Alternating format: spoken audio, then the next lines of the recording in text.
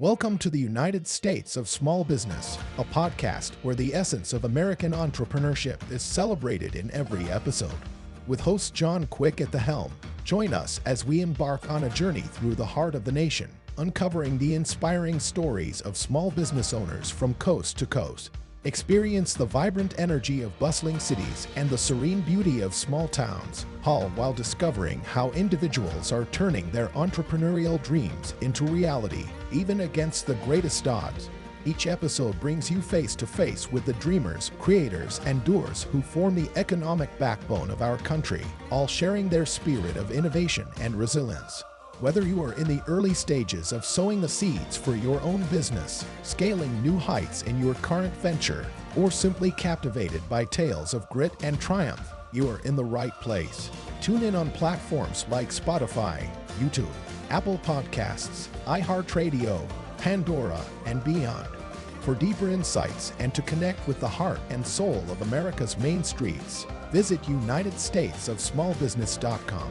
Subscribe to United States of Small Business with host John Quick now and be inspired by the powerful stories of entrepreneurship, community, and the unwavering pursuit of the American dream. Begin your journey of inspiration with us today. Welcome to the United States of Small Business podcast. I'm your host, John Quick. Today, we are thrilled to welcome Jacob Gaspard, a man whose story is compelling as his mission. Jacob's journey from humble beginnings in Louisiana to becoming the owner of the largest sports complex lighting company in the U.S. is nothing short of remarkable. Diagnosed with muscular dystrophy at 33, Jacob turned adversity into purpose, dedicating his life to leadership training, consulting, and coaching others how to find their calling in their own life. Join us as we explore Jacob's incredible path from poverty to powerhouse, and now he's lighting the way for others to achieve their American dream. So without further ado, Jacob, welcome to the United States of Small Business podcast. Great to be here. Well, we were just talking a little bit before, there's never a dull moment, being an entrepreneur, but I'd love to hear, kind of take us way back to the beginning of your story of where did you grow up and, what got you that first bug to becoming an entrepreneur? Yeah, so man, funny thing, I grew up in South Louisiana and I still reside in South Louisiana. I grew up, my dad worked for a farmer, really, really poor. Really poor. If it rained, we all knew where to go put pots and pans to where we could catch the water in the house, And the funny thing is I knew that was normal to me, but I knew I wanted more. And I wanted to own a business, and I didn't even know what type of business. And my dad, funny thing, he labeled me and said, "We're not business owners. We're not those type of people." He said it was, "We're laborers." And that it stuck with me, but it didn't, I never accepted it. It was always just something on the inside that I was like, okay, he labeled me as a laborer, and dads do that to their children. It's dad's responsibility to make the kings and queens. And so I said, okay, I'm a laborer. Where does that intersect with business? And I became an electrician because I could still do labor with my hands. We all worked with our hands. And I would still be able to be a business owner. And that grew for many years of me by myself, just doing work. And obviously you can't scale very well whenever you work alone.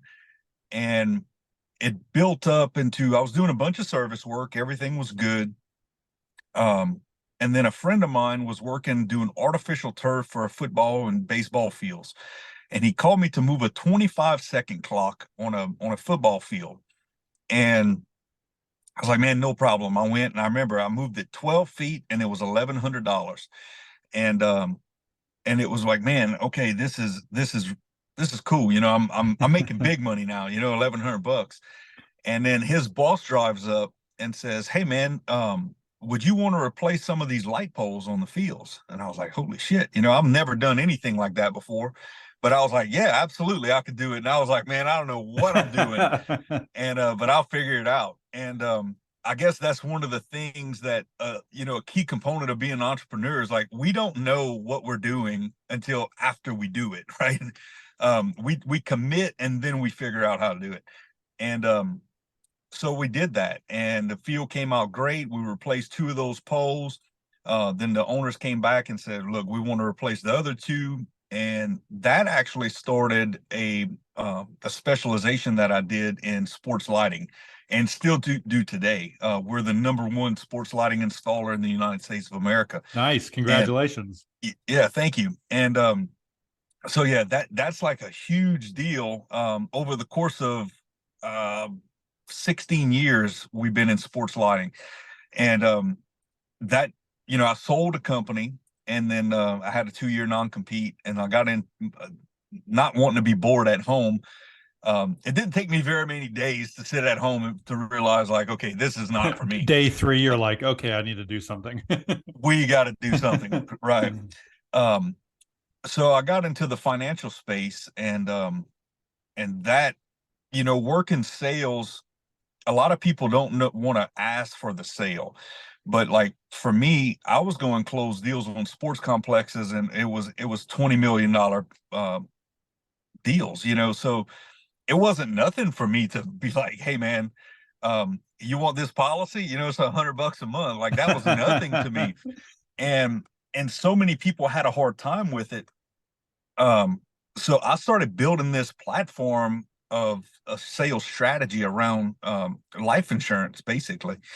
And in 3 months of being with the company, I rewrote every script in the nation for them because it was just selling so well. And then that created the other business, you know. So now I know how to install and sell sports lighting.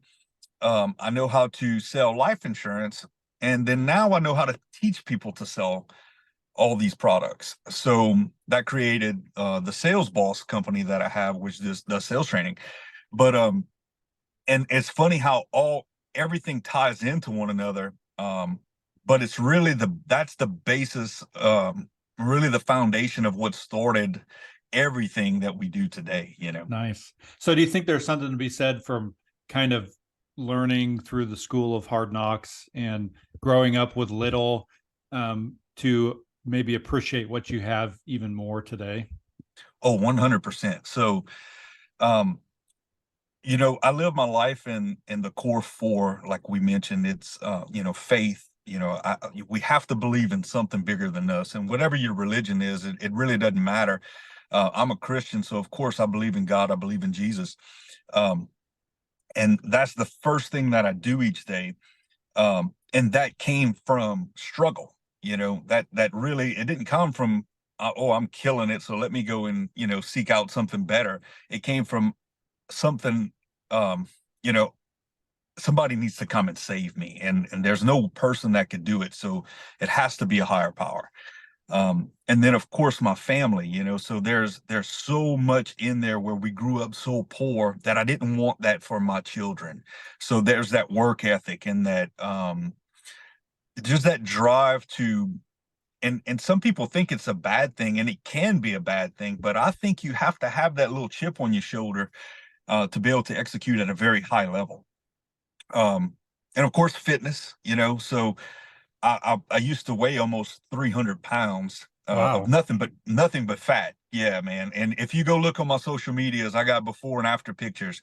But the funny thing is, my before picture that I have up there is really an after picture. I never took a picture with me showing my bare skin at 300 pounds. That picture is at 265.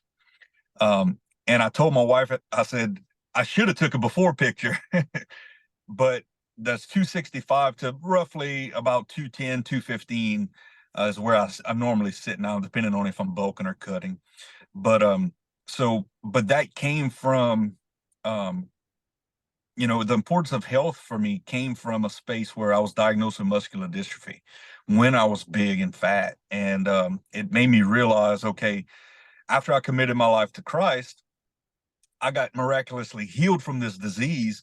And it made me realize how important our health is, and to take care of our bodies, because we can have all the money in the world, but if we don't have this, there's nothing. There's nothing. If we don't have family, there's nobody to share it with. And then, of course, the last core is the freedom part. And again, the freedom part is the money part, because we don't really want money. We want what money can do for us. And that's the choices, the options, the freedom that it brings us. And all of those things came from so much lack, which I believe it's not that you can't do it if you don't suffer and you don't have that pain. But I do believe people who have it have a tendency to go way higher if you use it. Yeah. So what's it been like for your family members to see you being successful, your mom and dad, maybe your cousins and whatnot? What's it been like for them to, come see you from these humble beginnings to now, building one of the biggest light companies, sport complex light companies in the whole US, to having these other ventures? Are they kind of awestruck of how your life's turned out? Yeah. So, man, there's so many different personalities when it comes to that, and views and perspectives. So, of course, you have the people that are just like, oh my God, he thinks he's the shit, and and the funny thing is, like, I know I am, right? So, and that's the part where it kind of rubs people the wrong way. But if you don't believe you're the shit, if you don't believe you could do it, man, you don't have a shot. Like, if you don't think you're the man, you don't have a shot. Like, you gotta know it. So of course there's that. And then there's the people who think, for some reason, I was dealt a better hand than someone else. And and I used to think that way. The funny thing is, I used to think that way. And what I realized with that is that's their perspective and their limited belief, because the hand that we're dealt is just the hand for this round. If you play in Yook, or if you play in poker, you just play this round, but you could still win the night. You could still win long term, because every day we wake up, we're dealt a new hand. And that's what I realized with that. So that's a little, it's struggle with it, but it took me a long time to overcome it, because I would actually downplay my success so much that I just didn't want to hear anything from them, and I didn't want to make them feel bad. I didn't want any of that animosity between anyone. And it's funny, because the closest ones to me are the ones that felt that way. Mm-hmm. My dad actually told me I was stupid for leaving a job to go be an electrician, because I had a good job in a shop. I was changing oil at a dealership for $6.50 an hour, and I was making more money than he did at the time. So he thought it was great. And but the funny thing is, my dad had been with me in this electrical company working for me, and when he started, he was making 3 times what I was making at that dealership. He told me I was crazy to lose, and or crazy to leave. And he's still well, he's part-time now, because he's semi-retired, but he's been working for me ever since. He's still crushing it with your electrical Yeah. company. Yeah, man. So it's funny to see how that happened. And of course, my mom is so proud. And there's many others. I got like a lot of cousins that look at me and like, oh my God, man, this is crazy. And I have some that did the same thing, man, that grew up just like I did and built. I have one cousin, man, he does like show pigs and stuff, and he raises and breeds show pigs, and he does, I mean, very, very well with that business. And it's funny just to see how he came up and just did it with pigs. Now he's got his little niche. That's right. That's right. So yeah, there's so much dynamic when it comes to how people see that. Yeah. So who's been a hero in your life? You've had some successes over the years. Who's somebody that you've looked up to, and why? Okay, so there's a guy. When I first I was probably 16 years old, and he owned some Sonics, and he was sort of friends with my dad, and he was gonna kind of show me some business stuff. And I ended up, I wanted a meeting with him, and I don't know why. I was such a shy guy, and zero confidence, but for some reason, and it had to be God that gave me the power, I just drove up to this guy's house. And the funny thing, he thought it was my dad just in my vehicle. And he locked the gate on me. I knocked on the door, no one answered, and I was leaving down this long driveway. And when I got to the gate at the road, he had closed it, so I couldn't exit. And I was like, "Oh man, this is going to be terrible. The cops are going to be here." And so I ended up turning around and going back to his house, and he recognized who I was, and he welcomed me in. And this guy told me the piece of advice that I think was one of the strongest things ever. He said, Jacob, he said, he was in the restaurant business, him and his dad gave him this advice. And he said, stick to what you know. He said, I'm in the restaurant business, so I could he could integrate from there, but we're in the restaurant business. He said, so stick to what you know. And I didn't know what that meant at the time, but it was one of those things that just stuck with me. Whereas like and I take it now as when you're successful in something and you recognize that you have that thing, whatever that thing is, stick to that. And for me, it was sales. I'm a good leader. I'm good with people. I can train people well and motivate and encourage people, which encouragement is my spiritual gift. So it makes total sense. But like, I just truly want to help people. So that's one of the things that his name was Mitch Gravely, and he's no longer with us. But that was one of the things or people that stuck with me at a very young age. Moving forward, oh God, there was so many people. So like one of my mentors now, or a couple of my mentors now, one is Ed Milet, which owns World Financial Group, one of the number one, I think he's the number one speaker on the stage now. And then another is Andy Frisella. But there's so many others. I got some friends of mine that are Navy SEALs that, we just so impactful, the lessons that you could learn from guys like that.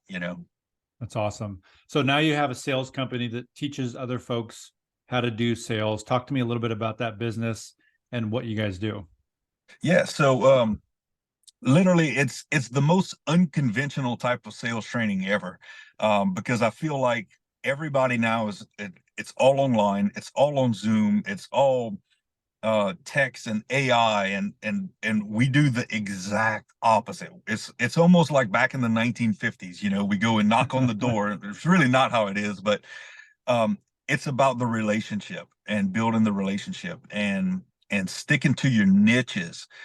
So that's really where that comes in, is like what we do in a nutshell is we'll figure out the person of who you are and what you bring to the table, your personality, your niche, all of the factors that make you you.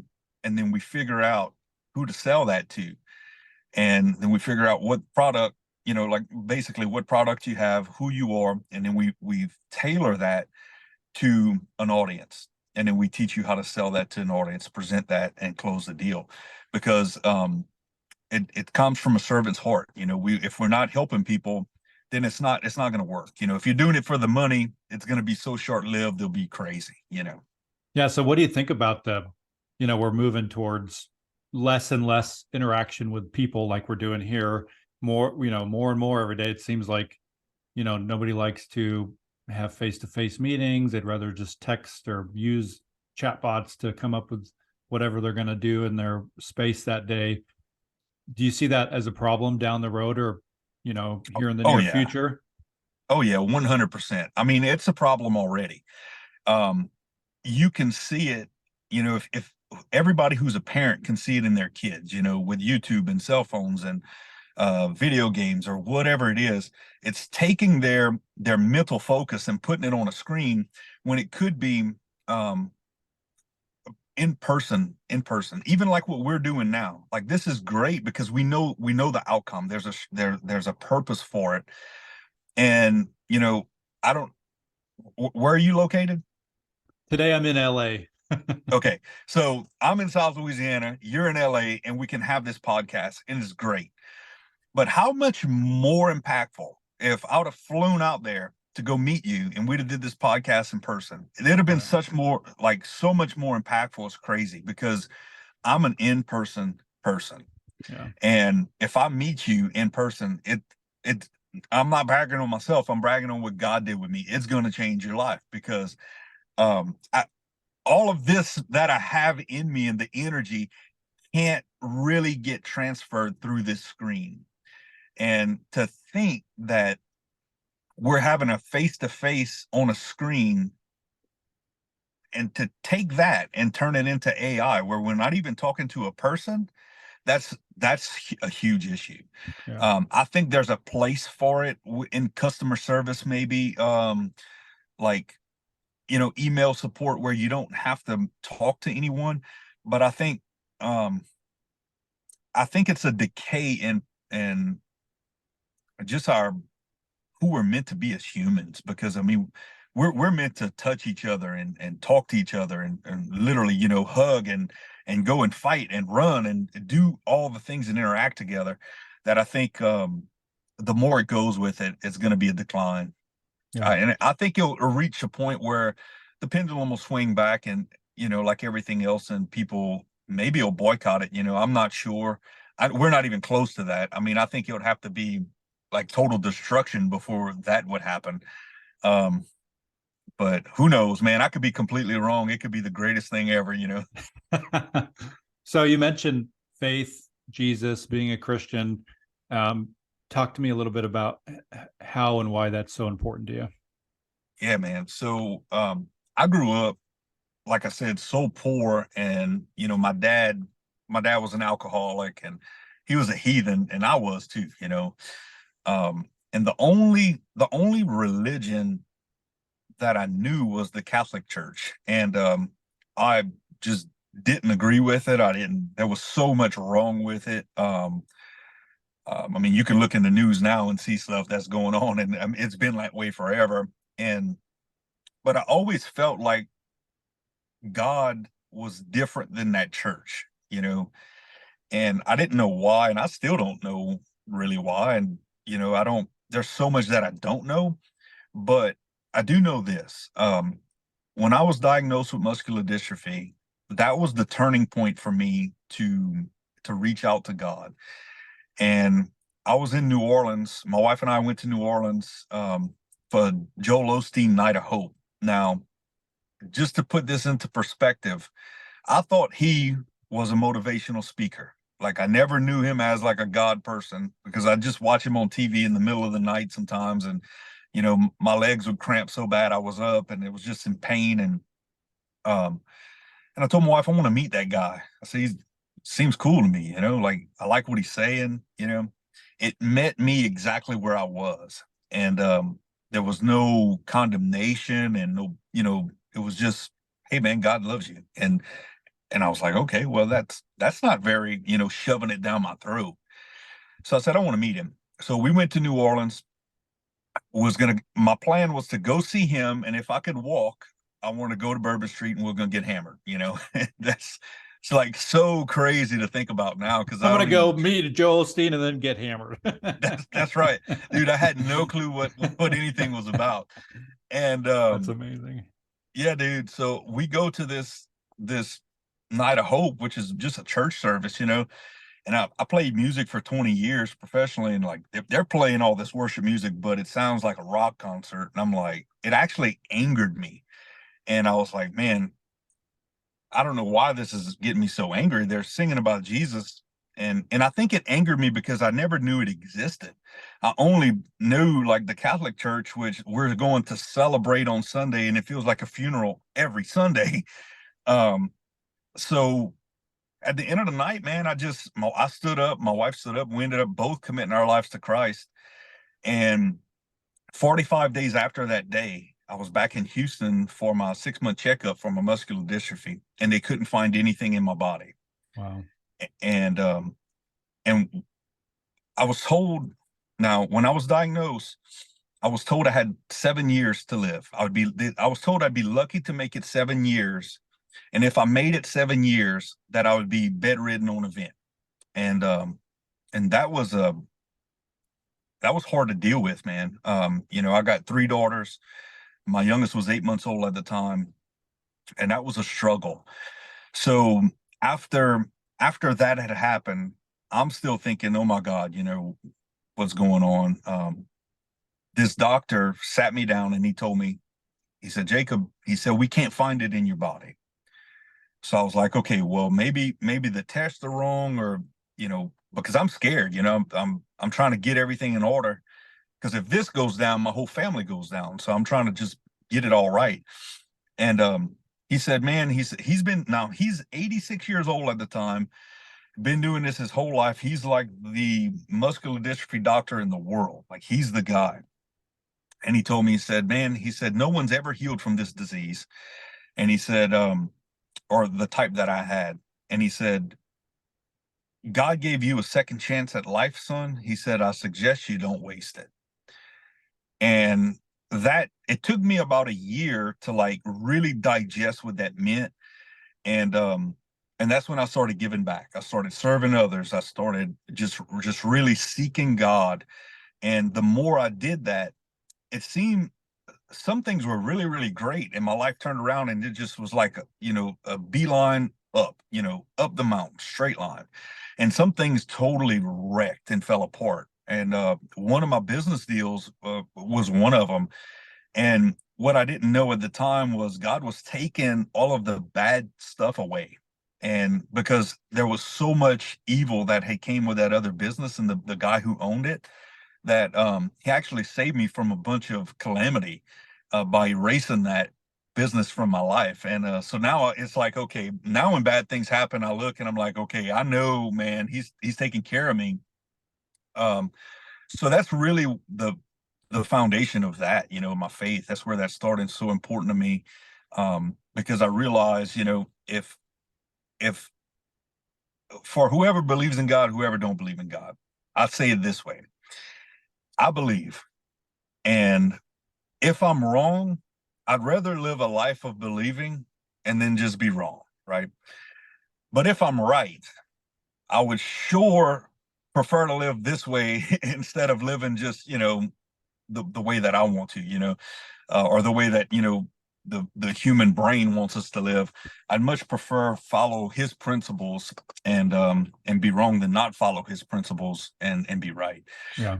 Because at the end of the day, man, if you follow his principles, even if you don't believe in him, you're going to have a better life. Well, that's a pretty inspiring story. 30 minutes has gone by in a flash.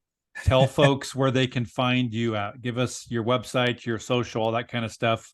Yep. There's going to be folks out there listening that are going to want to check out your sales training and all that. So give us all those details. Yeah, man. So we'll upload the links. Anybody, the best place to reach me is on Instagram. So at the Jacob Gaspard on Instagram, or on Facebook. I'm on there as well. And jacobgaspard.com is the website. My other website's gaspardfinancial.com. And then, of course, the sports lighting website, if anybody you want to go check that Hey, out. you never know, right? Somebody could own a stadium that's listening. That's right. Yeah. It's elitesportslighting.com. And but yeah, those are the best places. Instagram, I'm on there every day. So anybody could shoot me a DM on there. Go follow me on there. That's actually the best place to get me. Awesome. Well, any last minute thoughts, Jacob, before we head off?